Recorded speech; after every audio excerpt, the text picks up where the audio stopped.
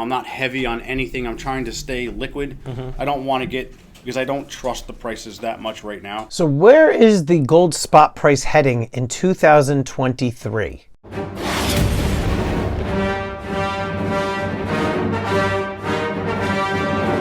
How you doing, everybody? Welcome to Empire Precious Metals. Thank you so much for tuning in. If you're new to the channel, make sure you blast that subscribe button and get the bell notification clicked.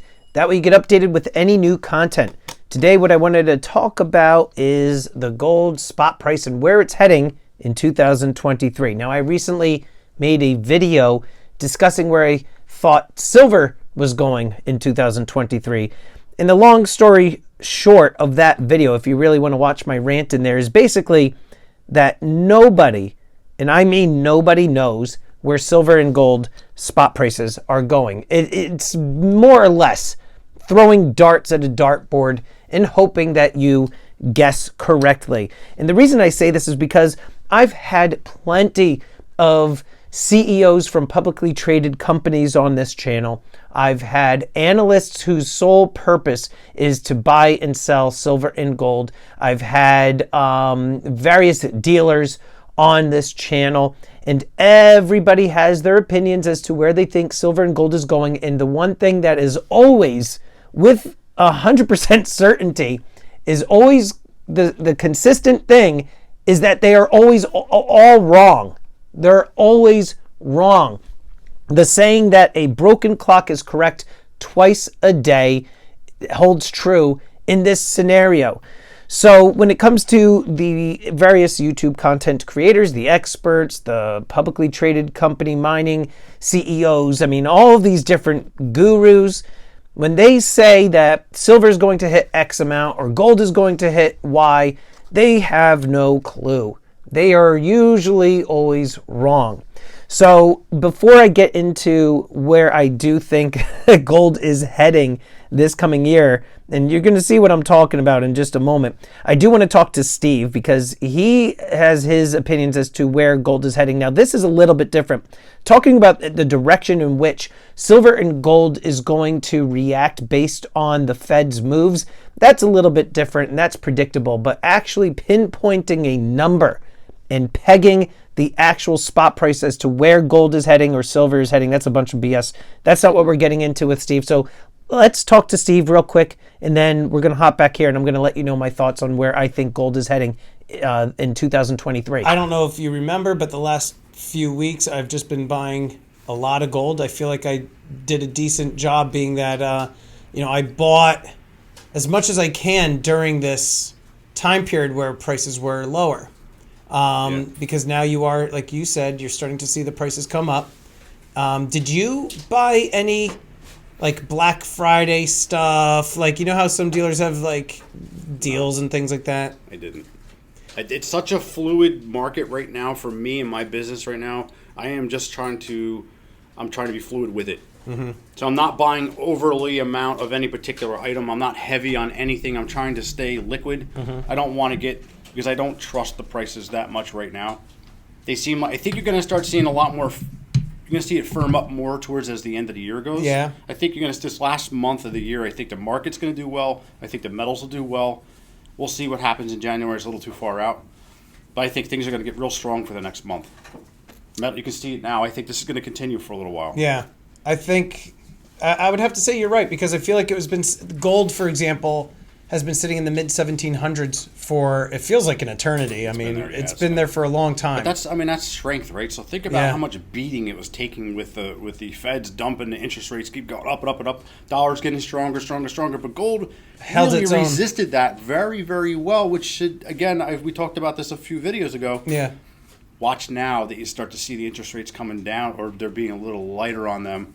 Watch the metals. Now you're going to really see that gold. So it's been suppressed. I think you're going to see what they call a spring. Yes. You're going to see it's going to launch. Do you see one metal over the other going to perform better or worse, or do you think silver and gold will kind of go in tandem? I think they're going to run together. Yeah. I think they're going to run together. Typically gold has been dragging silver around. So right. I think what you'll see, your gold prices marching up. I think you're going to see silver prices marching up. I don't know how long that's going to stay. What about the weird metals? I call them the weird metals because I don't deal with platinum, palladium, all that. I mean, you can see the platinum is doing very well too. Palladium was down in the 1700 range, high 1700s. Yeah. yesterday. Yeah. Here it is, 1900. It's typical to see those gyrations in price. Yeah. But I think that I think everything is gonna go positive for a while.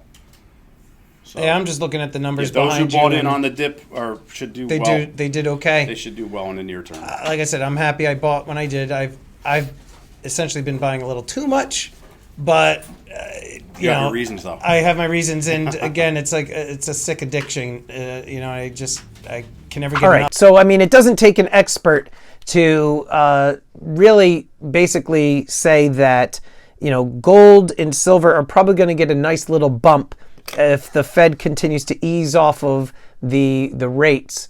Interest rates, as those come down, we should see silver and gold move upwards. So that's just kind of like your economics 101. So when it comes to gold and silver, and in particular gold for this video, where do I see the prices of gold heading? Well, if the interest rates continue to come down, or if they kind of level off, then I do think that you will see a little bit of a bump in gold. Nothing too crazy.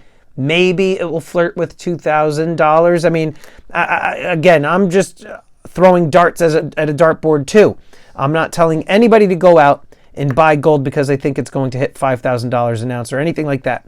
I'm just kind of thinking as to where I could possibly see it going based on, where things have been the last few years. Now, before COVID happened, I did have an expert on my channel saying that they thought that gold was going to hit $2,500 an ounce, and they had all of the charts and they made all of the arguments as to why it was going to, and it never did.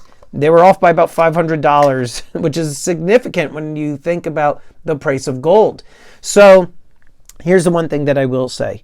When it comes to silver and gold, no matter where it is heading, I do think that gold consistently seems to be the best move when it comes to stacking. Silver, in my opinion, is good to stack because it does offer you a lower price point.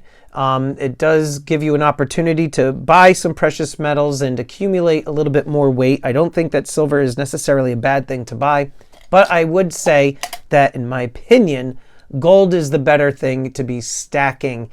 A lot of people will say that silver is the one that has more growth potential. I mean, I guess if you want to base that off of the historical prices, that silver had once hit $48 an ounce back in, 2008 or sometime around there, 2011, sometime around there, it hit around $48 an ounce.